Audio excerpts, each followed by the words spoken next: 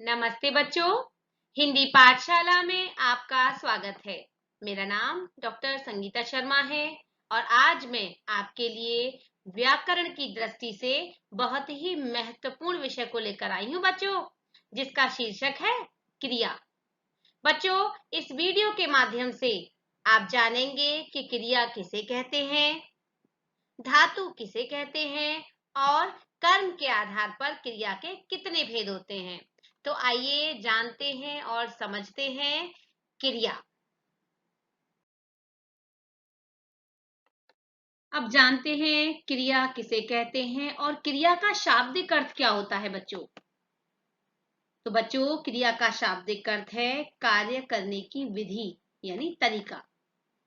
अब जानते हैं कि क्रिया किसे कहते हैं। तो बच्चों, वाक्य में जिस पद से किसी कार्य के करने या होने का बोध हो उसे हम क्रिया कहते हैं। और बच्चों, एक महत्वपूर्ण बात कि यानी क्रिया वाक्य का महत्वपूर्ण घटक होती है, यानी क्रिया के बिना कोई भी वाक्य पूरा नहीं होता। और क्रिया शब्द कौन कौन से हैं, जैसे दौड़ना, खाना, पढ़ना, करना, रोना, हंसना आदि, ये शब्द हमारे क्रिया शब्द हैं। जैसे अब वाक्यों के माध्यम से जानेंगे हम।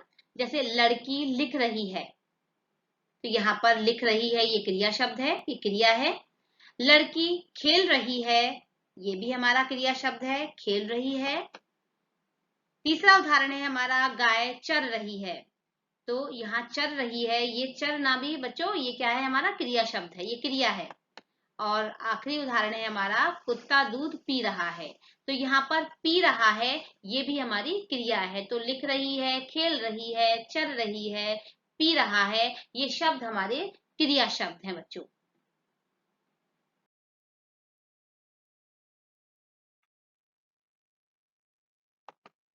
आइए बच्चों जानते हैं धातु किसे कहते हैं। तो बच्चों, क्रिया के मूल रूप को धातु कहते हैं। मूल यानी जो जिनसे और नए शब्दों का निर्माण होता है, यानी जिनसे नए शब्द बनाए जाते हैं। जैसे मूल शब्द है हमारे उठ, लिख, सो, हंस, पढ़, चल आदि, ये क्रिया के मूल रूप हैं बच्चों।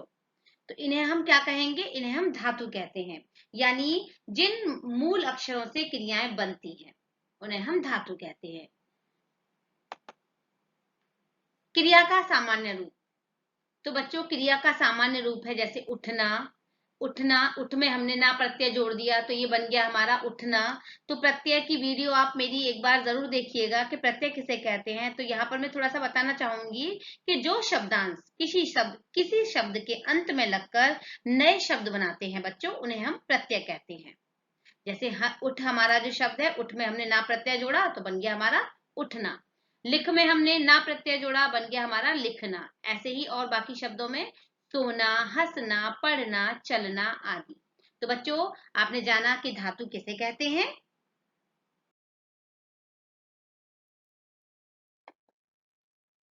अब जानते हैं बच्चों क्रिया के भेद। तो बच्चों, कर्म के आधार पर क्रिया के दो भेद होते हैं। कितने भेद होते हैं, दो भेद होते हैं। कौन कौन से। पहला भेद है हमारा अकर्मक और दूसरा भेद है सकर्मक। इन्हें विस्तार से जानेंगे।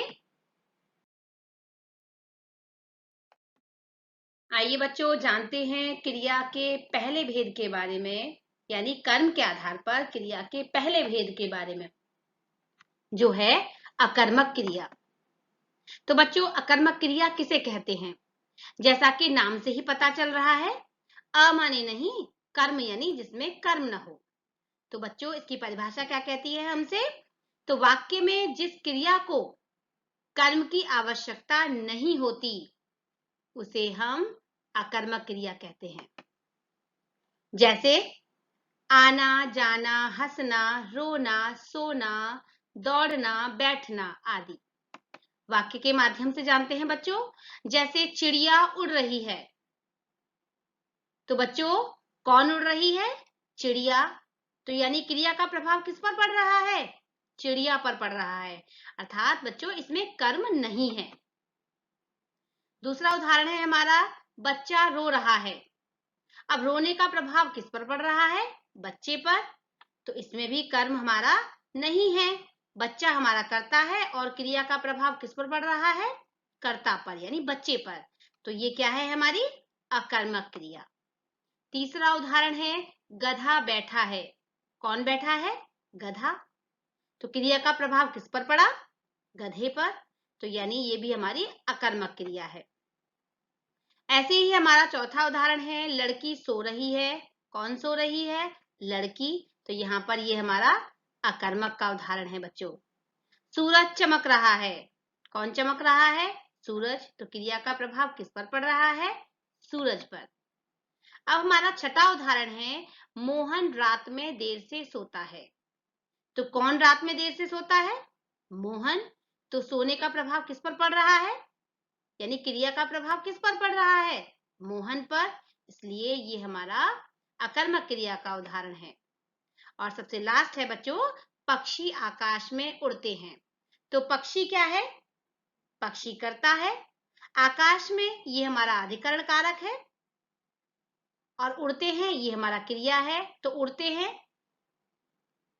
आकाश में उड़ते हैं। तो बच्चों यहाँ पर अब आप कहेंगे कि नहीं, अगर हम प्रश्न पूछते हैं कि कहाँ उड़ते हैं, है ना, तो कहेंगे आकाश में। तो नहीं, ये आकाश में ये तो हमारा अधिकरण कारक है बच्चों। अगर आपको कारक की पूरी विस्तार से कारक को पूरे विस्तार से जानना है तो मेरी कारक वाली वीडियो को एक बार जरूर देखेंगे जाकर के। तो पक्षी आकाश में उड़ते हैं। तो कहाँ उड़ते हैं? आकाश में। तो बच्चों ये हमारा अकर्मक कारक है और ये किस उड़ने का प्रभाव किस पर पड़ रहा है? पक्षी पर। तो इसीलिए यहाँ पर ये हमारा किसका उदाहरण है? अकर्मक। यानी यहाँ पर क्रिया का प्रभाव कर्ता पर पड़ रहा है, इसमें कर्म नहीं है, इसलिए भ्रमित होने की आवश्यकता नहीं है। तो बच्चों आपने अकर्मक क्रिया के बारे में जाना। अब चलते हैं हम सकर्मक क्रिया के बारे में जानेंगे। आइए बच्चों अब जानते हैं कर्म के आधार पर क्रिया के दूसरे भेद के बारे में, जो है हमारा सकर्मक क्रिया। स माने साथ, कर्म यानी जिसके साथ में कर्म हो। तो इसकी परिभाषा को जान लेते हैं और समझ लेते हैं।